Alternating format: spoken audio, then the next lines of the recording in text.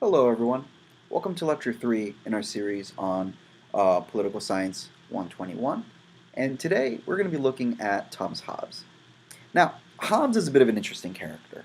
Um, Much like Machiavelli, Hobbes, I would argue, is a product of his circumstances. And in particular, Hobbes is crucially defined by a historical event that happens early on in his life. Specifically, the English Civil War. Now, the English Civil War is important because during the Civil War, Hobbes was in a university in London at the time. You see, for the first time in European history, a real challenge to the idea of monarchy. The English Civil War features parliamentarians, led by Cromwell, versus royalists loyal to the king. And by the end of the Civil War, the king is beheaded in London, where Hobbes is at the college, actually views this from his window. Now, what you find is during the Civil War, as the government is busy fighting against the parliamentarians, it sort of retreats in on itself and sort of leaves the outer environment of England to its own devices. And based on what he sees, based on the events of the Civil War, Hobbes sort of resolves to write a book on politics, to understand both what has happened and how we interpret politics going forward. And so Hobbes sort of starts from the point that in order to understand politics, you sort of need to understand people first, because people make up the bulk of politics. And contrast that with everyone else we've looked at so far. For Machiavelli, in order to understand politics, you need to understand the rulers, the people in charge. For Aristotle, you need to understand society, what society looks like. And for Plato, you need to understand philosophy. Hobbes is a lot more basic in his view. He thinks that in order to understand politics, you need to understand its core building block. And its core building block is people. Which is why you don't read this part, but the first third of Leviathan is discussing the nature of man, both how we perceive the world around us and how he, wrongly believes that we function medically, biologically. But that sort of gives you an idea of where his head's at, what his intent is. But in order to understand people, Hobbes argues you sort of need to remove them from the constraints of society. A lot of our behavior is what we would call socially constructed. So the example I give is, let's say at a traffic light, and you see a red light. Naturally, I would hope, you stop. But that's not a reflection of your behavior as a person. That's a reflection more of society. Similarly, not in an online class, but let's say in any of your other classes, chances are when you walk in, you don't sit down at the desk in the very front facing the other desks. Because it's implied that that's the professor's desk. That's my seat. That's the professor's seat. And you don't sit there. But again, that's not a reflection of people. That's a reflection of society that people internalize. A lot of our behavior, you will find, is socially constructed. It is a reflection of society. And so in order to understand how people really operate, you need to remove that construct from our thinking. And so Hobbes creates this mental image of a state of nature where there is no society, there are no rules. And I would ask, do you think this is a utopia? No society, no rules, Garden of Eden imagery all around as men and women try to survive. Hobbes says this is not a utopia. In fact, this is chaos. This is anarchy, but violently anarchic. Hobbes argues, hereby it is manifest that during the time men live without a common power to keep them all in awe, they are in a condition called war. And such a war is of every man against every man. Homo homini lupus. Man is a wolf to man. In the state of nature, men are in a state of war of everyone against everyone. The state of nature for Hobbes is a state of war. Now I want to make something clear, and if you're taking notes right now, bold, underline, highlight, whatever you need to do. For Hobbes, the state of nature is not survival of the fittest. Because in survival of the fittest, what you're saying is that those who are strong, those who are smart, those who have a leg up on everyone else will eventually come out on top. But that's not what Hobbes is arguing.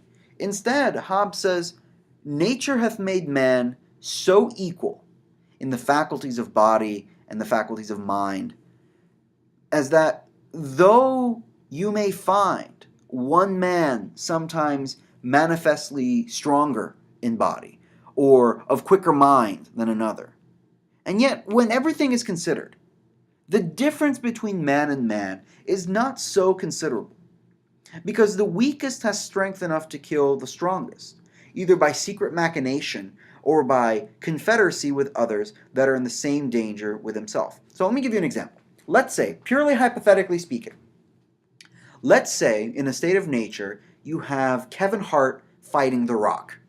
All right. Now, obviously, Dwayne "The Rock" Johnson is going to win that fight every time.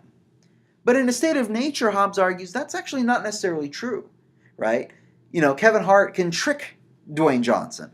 Kevin Hart can get into a league with his friends and gang up on him. He can track him. He can find a way.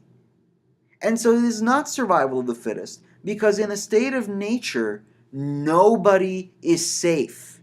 No one survives in a state of nature. The state of nature is awful for everyone, not the weak suffering while the strong survive. In fact, he says, from this equality of ability comes an equality of hope in obtaining our goals. And therefore, if any two men desire the same thing, which nevertheless they cannot both enjoy, they become enemies. And in a way to their end, they will endeavor to destroy or subdue one another. See, what he's saying is that in a state of nature, let's say we both come along a source of food. And we know that if I eat the food, someone else is not going to eat the food. And so, by definition, we are going to become enemies, and we're going to fight over that food because we both desire it. And there's no rule that says we shouldn't do that because it's a state of nature. So, just to recap where we are so far, the state of nature is first and foremost a state of war of everyone against everyone. It is not survival of the fittest because no one is safe in this system. And the state of nature is so violent because we are competing over, sorry, a bit of a typo there, scarce resources. And there's no higher authority to tell us that we can't do that, or to provide all of us a distribution of those resources. So in competing over scarce resources, and with no rules to tell us that we can't, we're going to end up fighting and killing each other in order to get what we want. Hobbes says, in such a condition, there is no place for industry, because the fruit thereof is uncertain. No one's going to make things because they're not sure that they're going to benefit from it. And consequently, no culture of the earth, no navigation, no use of the commodities that may be imported by sea, no commodious building, no instruments of moving and removing such things that require much force, no knowledge of the face of the earth, no accounting of time, no arts, no letters, no society, nothing. And, in the most famous line of the book, worst of all, continual fear and danger of violent death, and the life of man solitary, poor, nasty, brutish, and most importantly, short. It is a condition of man that is awful for everyone. In fact, Hobbes argues you shouldn't make any moral judgments about this because To this war of every man against every man, this is also true, that nothing can be wrong. The notions of right and wrong, justice and injustice, have no place where there is no common power. There is no law. And where there is no law, there is no injustice. Right? This is not immoral for these people to do. It is natural. It's a reflection of how people would behave in a state where there are no rules. And so, how do you leave the state of nature? I mean, that's the real question, right? Because we don't live in a situation like this anymore. We don't live in a state of nature anymore. So how did we escape it? Leviathan is the answer. Now, this is a picture taken from the original cover of Hobbes' Leviathan, and it should give you a hint as to what it is. On the front, you have here pictured a ruler whose body is made up of his citizens. If you actually squint in and you look carefully, you will find that the citizens make up the body of the ruler. He says, in order to escape the state of nature, we must give up some of our freedoms and grant a single man the power to rule over us. What he's saying is, as people, as individuals, there are certain things that in order to be in society we have to give up. We have to give up our freedom to go around killing people. That's not a freedom that we can have in society. We have to give up our freedom to steal. That's something that we have to give up. We give up some of our freedoms, and amongst us, we grant a single man the power to rule over us. Now, this person has really only one obligation: to keep us safe. He can only guarantee to us our lives, our security. And in so doing, we have signed what is called, and this is going to be a model that is used by the next two thinkers as well, a bit of a social contract that allows ourselves to be governed. And in the social contract, we agree to follow the laws, obey the ruler, and in exchange, the ruler will keep us safe. But understand that the social contract is not between ourselves and the ruler. The social contract is only between us, and we have elected to select someone. And if that someone is not holding up their end of the bargain, they can be removed. This is the big thing. For Hobbes, not only does power come from people, people can remove the ruler if the ruler is not holding up their side of the bargain. And the ruler's only true obligation is to life, to your security. They need to keep you alive. Anything else that the ruler gives you is extra. It's a bonus. The ruler does not have to give you that thing. They choose to give you that thing. And understand that with it comes this idea that covenants without the sword are but words and have no strength to secure a man at all. And so with this agreement comes the military, comes the police, the public force, in order to ensure the covenant is held to. He says, the only way to erect such a common power as may be able to defend them from the invasion of foreigners and the injuries of one another is to confer all their power and strength upon one man, that may reduce all their wills into one will, which as much as to say, to appoint one man to bear their person, and everyone to own and acknowledge himself to be the author of whatsoever that he that so beareth their person shall act or cause to be acted, in those things which concern the common peace and safety, and therein to submit their wills, every one to his will, and their judgments to his judgment. That's the thing. You must give up some of your freedom. You must give up some of your freedom in order to be part of society. This makes sense.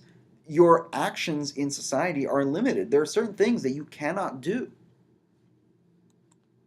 And lastly, he says, he that carrieth this person is called sovereign, and said to have sovereign power, and everyone besides his subject.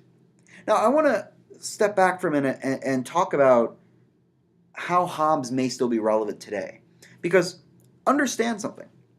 When Hobbes says, the only right that the ruler has to give you is the right to your life and to your safety, everything else is cookies, is extra.